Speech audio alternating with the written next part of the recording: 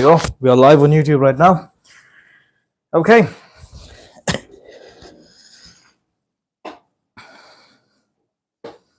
What's up?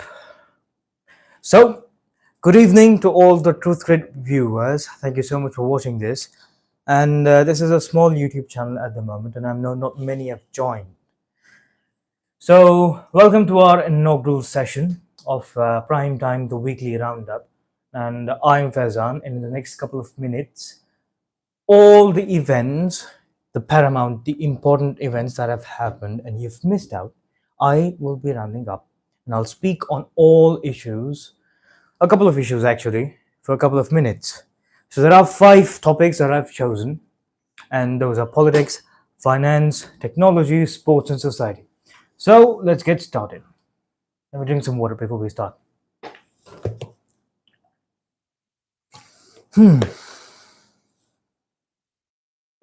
Right, so here we go. So in the Middle East, the fragile ceasefire between Israel and Hamas continues to hold, though tensions remain high. Recent developments include the return of additional hostages and the reopening of vital humanitarian corridors. However, both sides have expressed concerns over the full implementation of the agreement, leaving the situation in a delicate balance. So that's the news. Now, we know this war has been going on since 2023, and we've got a world which has now been divided into 2 sides, Israel and Palestine. Now, the thing about this channel is that you can also let me know your opinion in the comments. You can let me know your opinion in the comments. If you disagree with me, if you want me to learn something, you can also write your comment. If it makes sense, perhaps I'll invite you for a live discussion.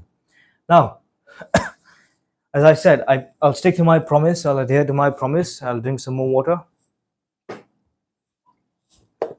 I'll stick to my promise and I'll keep it short, because this first session is going to be short, so I'm going to keep everything very concise.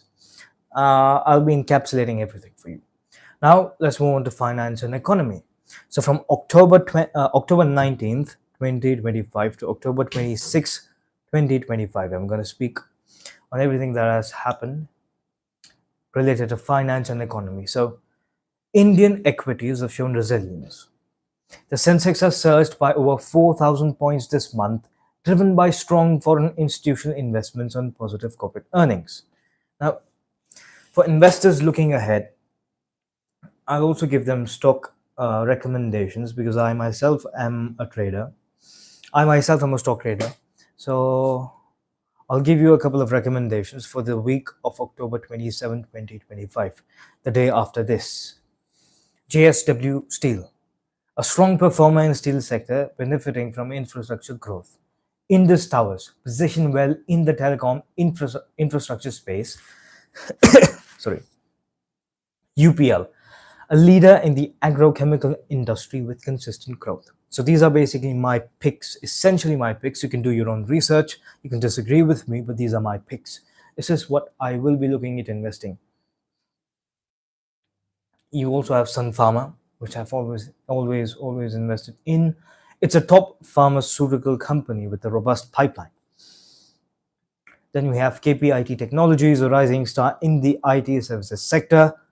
And I know a lot of you don't invest in banks, but if you do, Bank of Maharashtra is a good option. I don't personally invest in banks, but if you want to invest in banks, I know I have a wide array of audience. So in that, you can invest in Bank of Maharashtra, which is a public sector bank, which is also showing promising financials. And in the commodities market, I know you guys have been asking me about the commodities market on Twitter, so I'll let you know about that in a minute.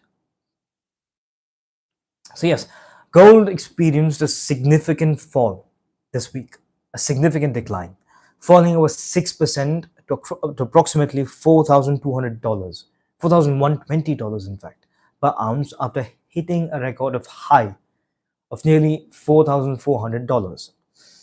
And silver also saw a sharp drop, falling over 8% to 48.4 ounce, $48.4 per ounce. Sorry. And this reversal followed a year-long rally driven by global economic uncertainty. So inflation concerns and geopolitical tensions, despite both, metals remain up over 50% for the year, indicating strong long-term potential. Sorry, I screwed up while reading, but let me tell you something about gold and silver. Now, looking at the decline, would you still invest in gold or silver? My suggestion is yes, absolutely yes. If you're investing for flip-flop money, which is flipping the money in a couple of weeks, then I would suggest don't invest.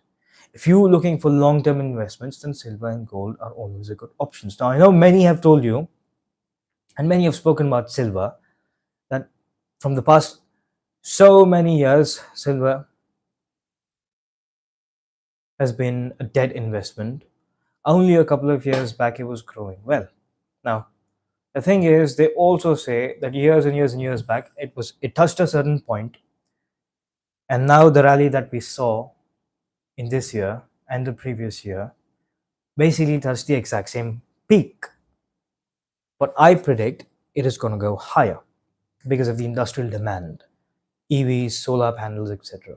Now, because of the industrial demand, it is no longer going to be $48 to $49. I predict it's going to go extremely high. But in a long term, there is no flip flop money. If you're investing in silver, don't expect it to increase extremely high in a week. No. You're buying it for 10 years, great. Buying it for 5 years, great. Buying it for 5 months, not so great. But anyway, moving on to tech and innovation. I'll read this out for you. In technology, Google has announced a significant breakthrough in quantum computing, potentially revolutionizing fields like cryptography and artificial intelligence. This development underscores the rapid advancements in tech and the increasing importance of cybersecurity in our digital age. I won't speak much on it. Then we have 2 more topics left. The fourth one is sports. Now, the thing with sports is that I don't usually watch too many sports. I don't watch cricket, I don't watch football, no basketball, I don't watch any of those sports. I watched UFC. That's the only thing I watch. And then I'll be honest, I'm not a die-hard fan, I'm a casual. I only watch main events or co-main events, important fights. Yesterday there was a UFC event headlined by Tom Aspinall, the heavyweight champion from England, and his opponent was Cyril Gain from France. So basically, that ended in a controversial accidental eye poke. Now, the problem with eye pokes in the field of MMA is that I don't think it's avoidable, because as long as you have your fingers exposed, you will always have the problems of eye pokes. Now, they did work on this in between, which flopped bad. I don't think those gloves were good, so they settled back with the previous ones, the old gloves, and the problem has now continued. The eye poke problem has now continued. And yesterday, a massive event where people had paid insane amount of money for tickets, and they showed up to watch the heavyweight champion defend this title, the lineal heavyweight champion, England's finest Tom Aspinall. Unfortunately, they couldn't watch the entire fight. It lasted, I think, 3 minutes, if I'm not wrong. I watched the fight. It was going well. I think Cyril Gain was doing good. Although he was heavily underestimated, he was doing well. Now, what actually disappointed me the most is that my country, which I was born in, United Arab Emirates, the thing that disappointed me the most is when they booed the champion, Tom Aspinall, in the post-fight interview. When he was being interviewed, they booed him. And I'm not sure why they booed Tom Aspinall, because if you watch the replay, it was a legitimate eye poke. And I think it wasn't acting. I don't think he was acting. I think it was legitimate, and the crowd shouldn't have booed. But again, I understand the frustration. They've paid insane amount of money to come and watch him, not to watch the fight end in this manner. But part of the sport. Anyway, moving on. The last topic is society and culture. And now I don't have much to talk about society and culture in this week. But there was a news. Let me see.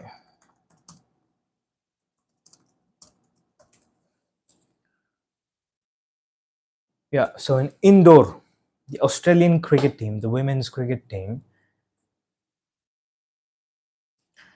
were allegedly molested in Madhya Pradesh, Indore, in a habitual offender. So this guy named Akil Ahmed, I think his name is Akil Ahmed, I'm not sure if that's his name. Akil, Akil, let's say Akil. So this guy is an habitual offender with a long criminal history and has at least 10 criminal cases against him, and the charges include molestation, robbery, assault, and attempted murder. He was recently released from Bhairavkar jail after 10-year jail term.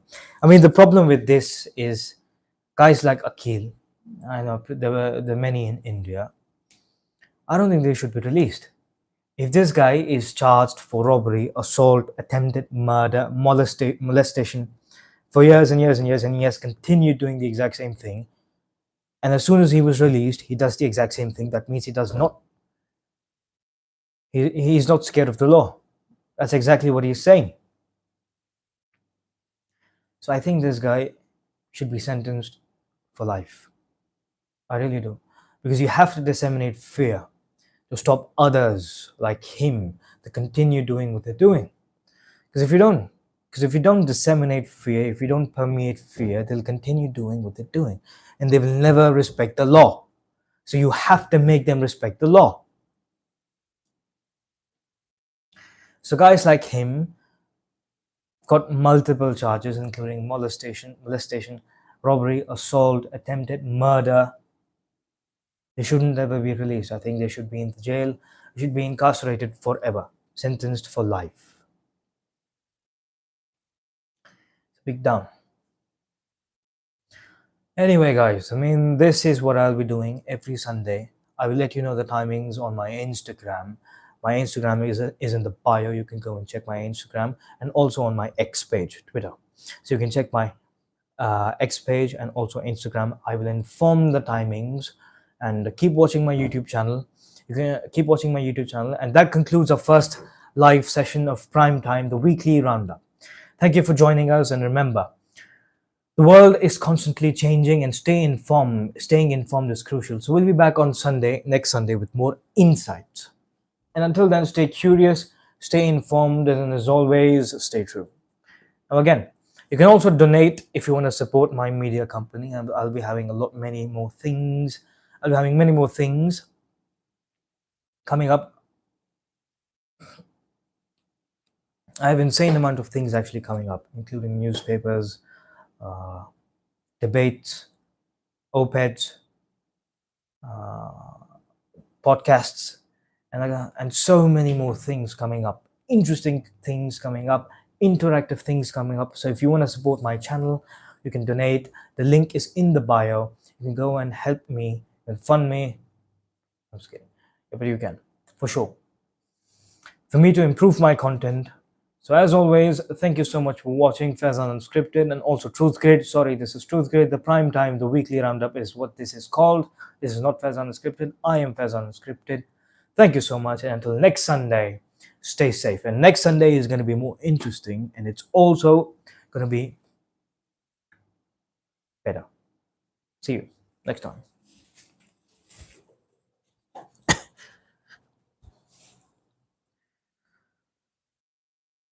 All right. Bye, guys.